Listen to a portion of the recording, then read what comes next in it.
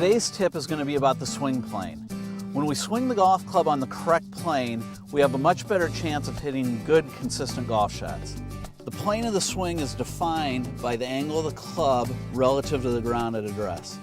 The club is on plane when it's either on that angle or parallel to that angle throughout the swing.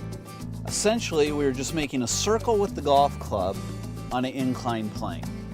When the golf club is on the correct plane, it has the greatest chance of contacting the golf ball in the ground in the correct place and hitting neutral golf shots.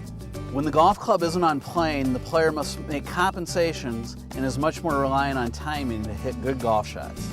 Our first checkpoint is in the takeaway. When our hands are over our right foot, the wrist should be cocked about 1/3 of the way and the club head outside our hands.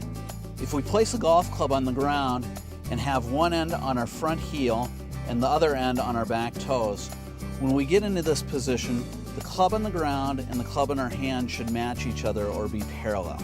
The second position is when we reach a point where our left arm is level with the ground, it should be pointing down the target line, our hands centered with our chest, and the handle of the club pointed along an extension of the target line. If we have a rod in the ground at the same angle as the club at address, and one in the ground that is underneath the hands and parallel to the target line, when the left arm reaches a point where it's parallel to the ground, the club should be at the same angle as the rod in the ground, and the lead arm should be parallel and pointing down the one underneath the hands. Use these two checkpoints when you're making slow motion practice swings.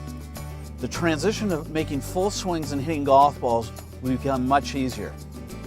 I'm Chris Foley from the Chris Foley Golf Schools.